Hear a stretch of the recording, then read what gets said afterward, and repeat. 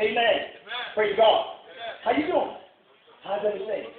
Some of y'all ain't talk to nobody. Praise the Lord. How you doing? How's everything? Just talk to them. All right? It is not only a one-way conversation. Now, the person that you're talking to, give them some time to talk back to you. You ever met people who's always talking and you cannot get a word in edgewise? Always talking, waiting your turn. I'm waiting my turn now. And sometimes you will never get your turn because they want to talk so much. And you just walk away. I'm trying to get a word in here. But he or she didn't even let me get a word in.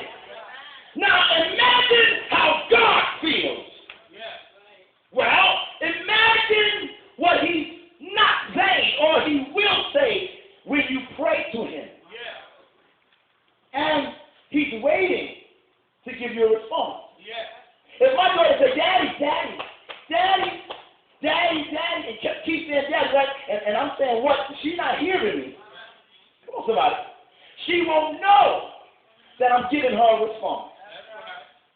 So communicating with God consists of you talking, him listening, and you're listening, and him talking. So you can hear what he's saying.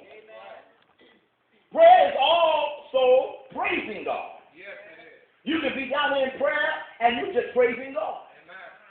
You can be down there in prayer and you're just thanking God. And prayer is also confessing to God. Come on, somebody.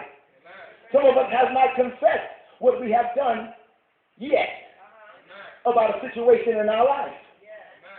But prayer is also confessing that sin or that which you have done to God. Amen. Why worry? And you have a powerful weapon called prayer. Some say we say the word for last or the best for last. Some say praise is the best. Well, I find that prayer is the best. Some say all of it is the best. What you say? Prayer. Prayer will loose situations in your life. Prayer will not only loose situations in your life or change things in your life, but it also will calm your spirit man. Amen. Have you ever prayed and you were so tired, maybe aching in your body, but after you finished prayer, you felt all right? Come on, somebody. Amen. When you begin to pray, you have to first believe what you're praying. When my daughter, who was about maybe 1.5 years old, got burnt 2nd to 3rd degrees on her face, I prayed to God that burn that was on her face would go away. And lo and behold, there's no scar. When my other daughter, they said she was cross-eyed. Some of y'all want to laugh? Go ahead, laugh. I prayed laying hands on her eyes and commanded those eyes to come straight. Oh, somebody. My son laying up in the hospital, amen, lungs collapsed.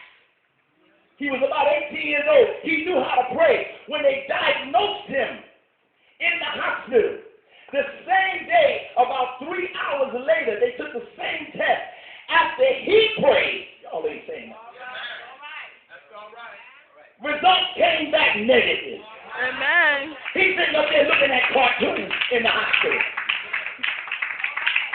Look, when you know your God and you've been praying to God and he's been answering your prayer, you can pray in any situation and God will deliver you.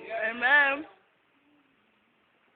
My wife was just laying there bleeding. I just knew she was about to get out of here, but I had to grab hold to my face, losing so much blood. I said, baby, I can't stay here in this hospital with you no more. I had to go home and get in my secret closet and begin to pray to God in the name of Jesus that the blood will stop. When I came back to the hospital, my God, the blood stopped and she was sitting up. I'm just sharing with you that when you begin to pray and God begin to answer your prayers, continue to pray. Knowing that prayer changes things. Well, when I got married, I didn't have no place to stay. And I was just crying, Lord Jesus. Crying. I mean, boo-hoo crying. Have anybody here ever boo-hoo cried? You know you cry like that. Oh, Jesus. Come on, somebody. And before you know it, God answered my prayer that we had a place to stay. Come on, somebody.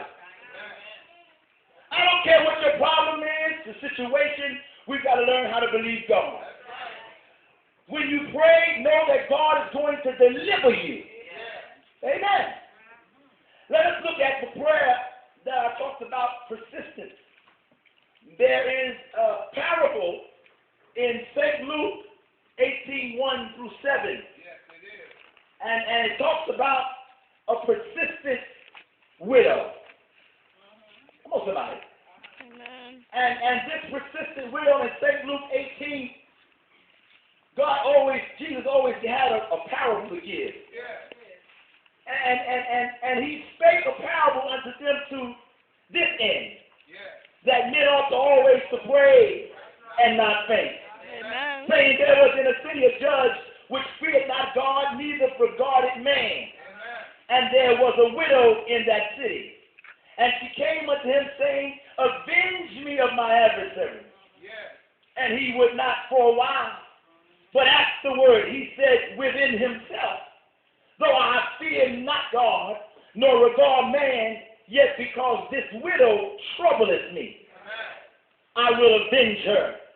Lest by her continual, remember the word persistent, continual coming, she weary me.